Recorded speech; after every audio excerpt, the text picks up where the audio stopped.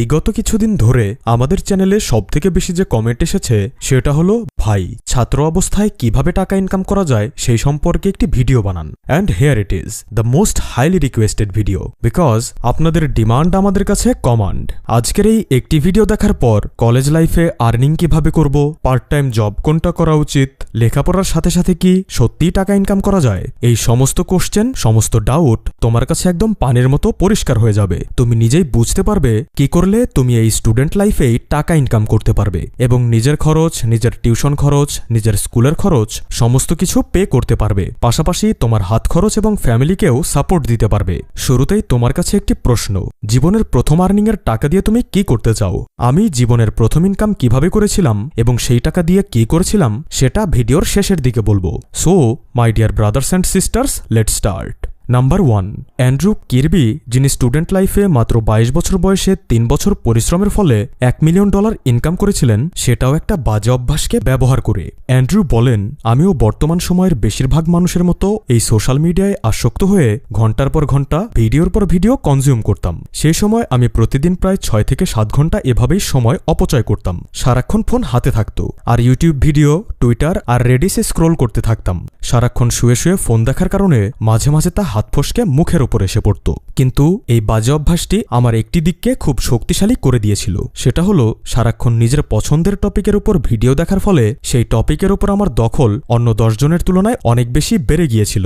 যখন আমি এই বিষয়টাকে বুঝতে পারি তখন আমি এটাকেই হাতিয়ার বানিয়ে নিজের জীবনটাকে বদলে দেই। আমি ইউটিউবে একটি চ্যানেল খুলি এবং সেখানে জেফ বেজোসের মর্নিং রুটিন কপি করতে শুরু করি এবং তার উপর একটি ভিডিও বানিয়ে ফেলি। এরপর মার্কাস আউরেলিজের নাইট রুটিন কপি করি এবং তার উপর ভিডিও বানিয়ে দেই আর আমার অনেস্ট রিভিউ এই কাজের উপর প্রদান করতে থাকি। মানুষ আমার এই পরিশ্রমকে অ্যাপ্রিসিয়েট করতে শুরু করে এবং এখান থেকে তারা ভ্যালুও পেতে শুরু করে। ধীরে ধীরে একজন দুজন করে অসংখ্য মানুষ আমার কাজের সাথে যুক্ত হয়ে যায়। আমি যেটা করতাম, প্রথমে একটি বিষয় শিখতাম, সেটা নিজের উপর অ্যাপ্লাই করতাম এবং তার ভালো মন্দ, প্রোস অ্যান্ড কনস অন্যদের শেখাতাম। এরপর পরিস্থিতি বুঝে আমি প্রোক্রাস্টিনেশনের উপর একটি কোর্স বানাই আর মাত্র 3 বছরের মাঝে ওই কোর্স, ইউটিউব ভিডিও আর স্পন্সরশিপ মিলে আমি প্রায় $1 মিলিয়ন ইনকাম করতে সক্ষম হই। তো একবার ভেবে দেখো এই কাজটা তিনি কিভাবে করেছিলেন। তোমার মতোই সারাক্ষণ ভিডিও দেখতেন এবং যে বিষয়টিতে তিনি সবথেকে বেশি আগ্রহী ও দক্ষ সেই বিষয়েই অন্যকে শেখাতেন। ব্যাস, এই সিম্পল স্ট্র্যাটেজি ব্যবহার করে সোশ্যাল মিডিয়ার পাওয়ারকে কাজে লাগিয়ে তিনি আজ একজন মিলিয়নার হয়ে গেছেন। তো মোরাল অফ দ্য স্টোরি, সময়কে শুধু শুধু নষ্ট করো না, সেই নষ্ট করা সময় থেকে আর্নিং জেনারেট করো। Number 2, content writing.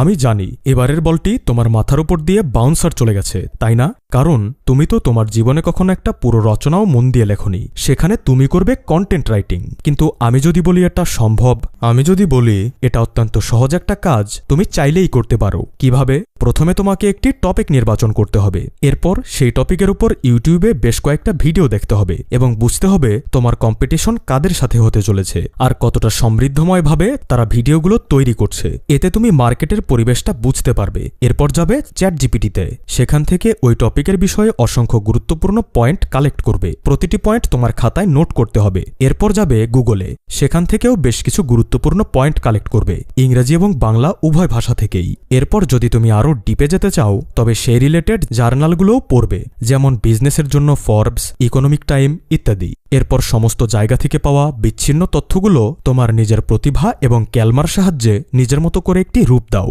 কোনো এক মহান ব্যক্তি বলেছিলেন, যদি তুমি একটা জায়গা থেকে তথ্য নিয়ে কাজ করো তবে সেটা কপি হবে, কিন্তু যদি তুমি অসংখ্য জায়গা থেকে তথ্য নিয়ে কাজ করো তবে সেটা রিসার্চ হবে। এছাড়াও একটি গোপন টেকনিক তোমাকে বলি, যে বিষয়ের প্রতি তুমি প্যাশনেট বা আগ্রহী সেই বিষয় নিয়ে কাজ করো। এতে তুমি ওই ফিল্ডের রেসে দীর্ঘদিন, দীর্ঘ সময় নিয়ে টিকে থাকতে পারবে। তোমার আগ্রহের বিষয় হতে পারে fitness, cooking, coding, horror, finance, motivation ইত্যাদি ইত্যাদি। তো এভাবেই খুব সহজে কেবল একটু পরিশ্রমের মাধ্যমে তুমি খুব ভালো মানের একটি স্ক্রিপ্ট যে কোনো টপিকের উপর ক্রিয়েট করতে পারো। এরপর আসছে সবথেকে বড় প্রশ্ন, এই যে তুমি এত পরিশ্রম করে কাজ করলে কিভাবে এখন এই কাজ থেকে টাকা বের করবে, রাইট? তুমি আপওয়ার্ক, ফাইবার, লিঙ্কডইনের মতো ওয়েবসাইটগুলোতে খোঁজ করো, ইউটিউব থেকে অসংখ্য ক্রিয়েটরকে টার্গেট করো এবং তাদেরকে মেইল পাঠাও এবং তাদের সাথে শুরুর দিকে বিনামূল্যে কাজ করার আগ্রহ প্রকাশ করো। এতে তুমি সহজেই কাজ পেয়ে যাবে। যখন তুমি সেই ক্রিয়েটরকে ভ্যালু প্রোভাইড করতে পারবে তখন স্বাভাবিকভাবে সেই ক্রিয়েটর তোমাকে তোমার কাজের জন্য প্রাপ্য পারিশ্রমিক প্রদান করবে। তুমি জেনে আরো খুশি হবে, যদি তুমি ভালোভাবে কাজ করতে পারো তবে সেই ক্রিয়েটরই তোমাকে অন্য আরেক ক্রিয়েটরকে সাজেস্ট করবে। এতে করে তুমি অসংখ্য জায়গা থেকে কাজ পেতে শুরু করবে, কারণ এই ফিল্ড এভাবেই চলে।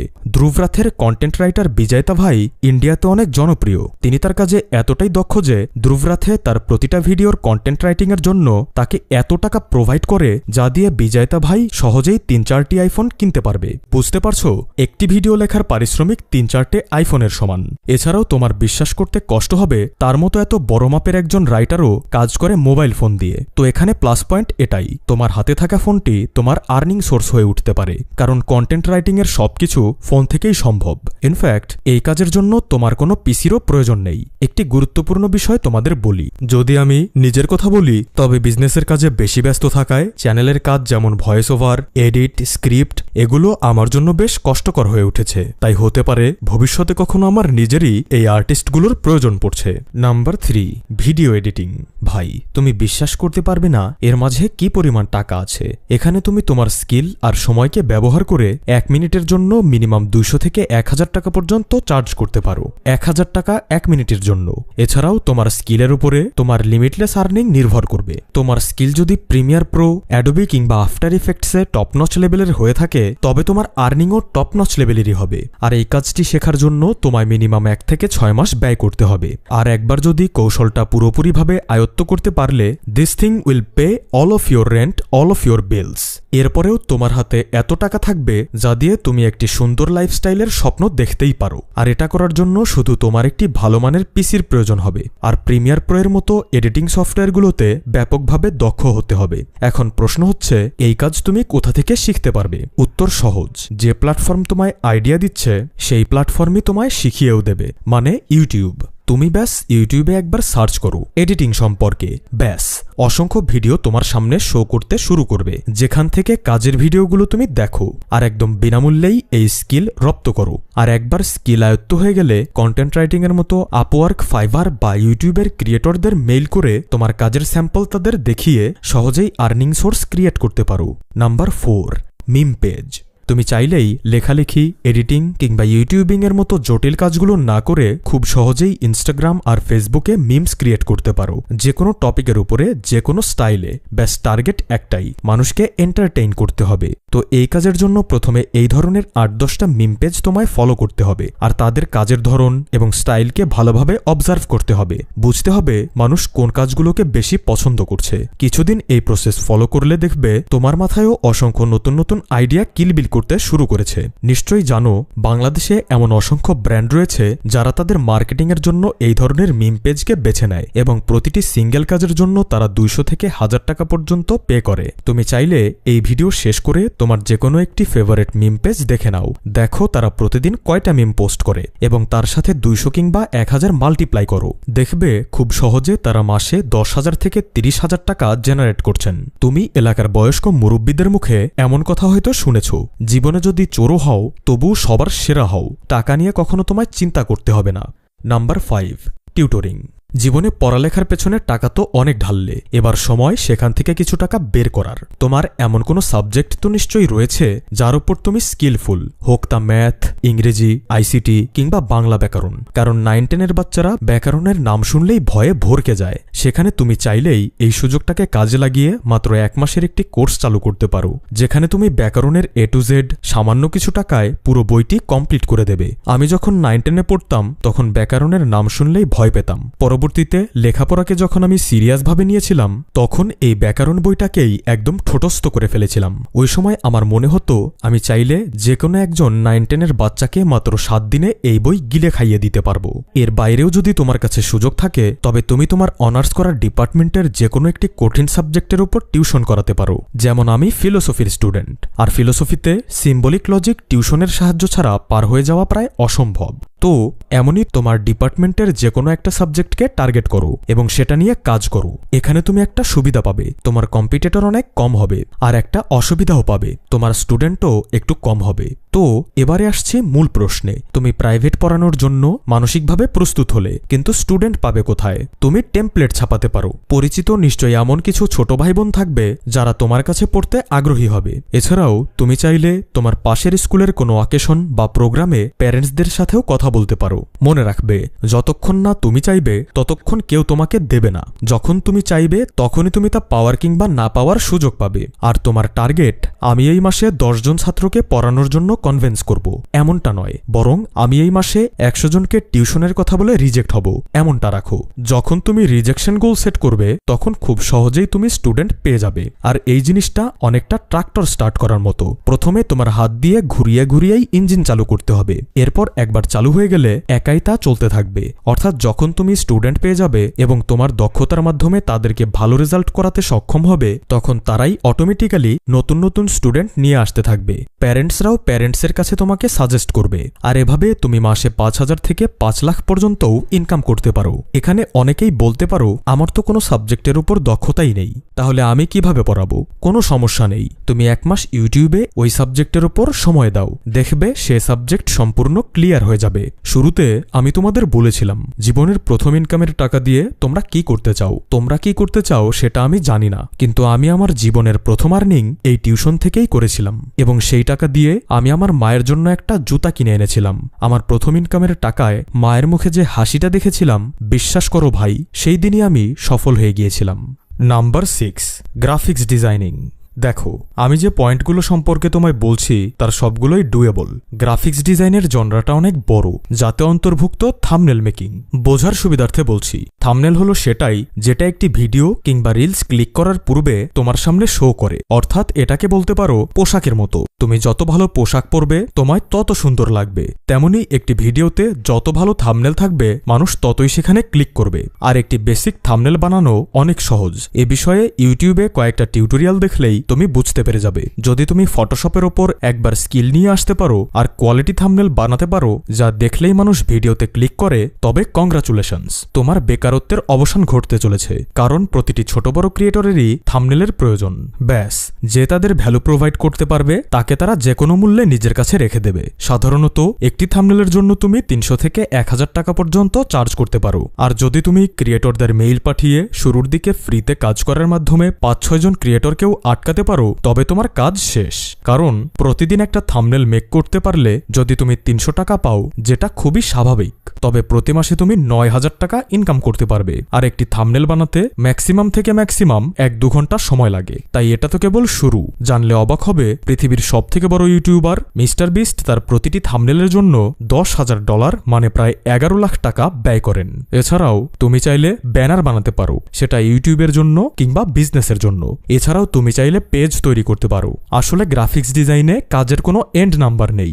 এখন কথা হচ্ছে, আমি তোমাদের ক্রিয়েটর জনিত ফিল্ডের মাঝে কেন এন্টার করতে বলছি? কারণ সত্যি সত্যি ট্রাস্ট মি, বর্তমান সময়ে ক্রিয়েটর মাশরুমের মতো গ্রো করছে। তাই এই ফিল্ডে যদি তুমি একবার নিজের আইডেন্টিটি তৈরি করতে পারো, তবে তুমি একটি টিমও বিল্ড করতে পারবে, যেখানে তুমি থাম্বনেল মেকিং এবং ভিডিও এডিটিং নিয়ে কাজ করতে পারো। আর যদি একবার এই ফিল্ডে ব্র্যান্ড দাঁড় করাতে পারো, তবে তুমি এখানে লিটারেলি কালো টাকা ছাপতে পারবে, মানে ব্ল্যাক মানি। Number 7, coding. এই ঘটনাটা হয়তো তোমরা আগেও শুনেছ।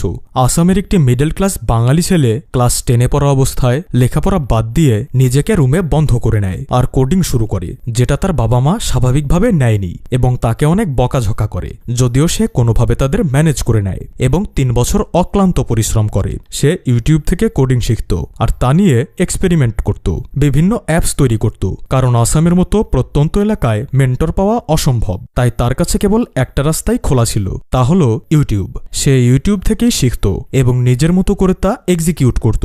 এভাবে ট্রায়াল অ্যান্ড এরর করতে করতে সে এমন একটা অ্যাপস বানায় যা ওয়ার্ডপ্রেসের ফাউন্ডার ম্যাট $50 মিলিয়ন মানে প্রায় 550 কোটি টাকা দিয়ে কিনে নেয়। ওই অ্যাপসের নাম টেক্সিস আর ছেলেটার নাম কৃষাণ ভাগারিয়া। তো তুমি যদি বড় স্বপ্ন দেখতে পছন্দ করো আর কোডিং এর প্রতি তোমার আগ্রহ থাকে, তবে কেবল ইউটিউব থেকেই তুমি বেসিক কোডিং শিখতে পারবে। আমি জানি কোডিং শুনলেই তোমার মাথায় হ্যাকার হওয়ার চিন্তা আসে, কিন্তু আমি বলছি হ্যাকিং এর চিন্তা ছাড়ো, অ্যাপস ডেভেলপমেন্ট এবং ওয়েবসাইট বানানো শেখো। আর শুরুর দিকে আপওয়ার্ক আর ফাইবারে কাজ খুঁজতে পারো। এছাড়াও অসংখ্য বড় বড় কোম্পানি প্রতি বছর কোডিং কম্পিটিশনের হোস্ট করে, যার উইনিং অ্যামাউন্টও লক্ষ লক্ষ টাকা হয়ে থাকে। তুমি অনলাইনে কোডিং কোর্স করে ওইসব কম্পিটিশনেও অংশ নিতে পারো। এতে ফিউচারে একটি ভালো জব কিংবা রিমোট জব পাওয়াটা তোমার জন্য অনেক সহজ হয়ে যাবে। কারণ আজকাল কোম্পানিগুলো তোমার ডিগ্রি দেখে নয়, বরং তুমি কতগুলো কোম্পানিতে অংশ নিয়েছো এবং কতগুলো প্রজেক্ট কমপ্লিট করেছো তার ভিত্তিতে জব প্রোভাইড করে। Number 8, events moment with mobile. যদি তোমার কাছে ভালো মানের কোনো ফোন থাকে তবে এই অপরচুনিটিটি ক্র্যাক করতে পারো। আইডিয়াটা একদম নতুন, একদম গরম গরম মার্কেটে এসেছে। সেটা হলো বিয়ে আমাদের দেশে অনেক বেশি গুরুত্বপূর্ণ, আর তার থেকে গুরুত্বপূর্ণ হলো মানুষকে তা দেখানো।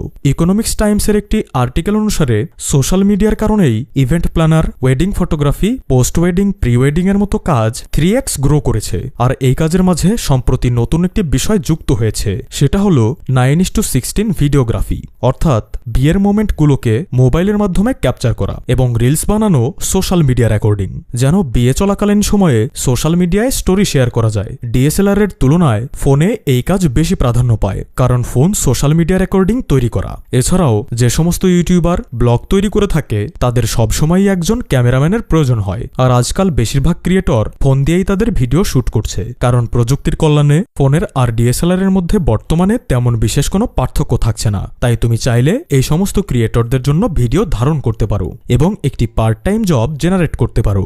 এর জন্য ওই সমস্ত ক্রিয়েটরদের তোমায় মেল পাঠাতে হবে, আর তোমার আশেপাশে যে সমস্ত ওয়েডিং প্ল্যানার রয়েছে তাদের কাছে গিয়ে কাজ করার আগ্রহ প্রকাশ করতে হবে। কিন্তু যদি তুমি ভাবো কে উঠবে, কে যাবে, কে কাজ খুঁজবে, কাজ খুঁজলেও করতে পারবো কিনা, করতে পারলেও টাকা পাবো কিনা, তবে একটা কথা মাথায় রেখো, অলসরাই আফসোস করে মরে, পরিশ্রমীরা ইতিহাস গড়ে। ভিডিওটি ভালো লাগলে লাইক করো, কমেন্টে তোমার মতামত জানাও, আর এমনই ভিডিও পেতে এসএসএস মোটিভেশন চ্যানেলটি সাবস্ক্রাইব করো। ধন্যবাদ।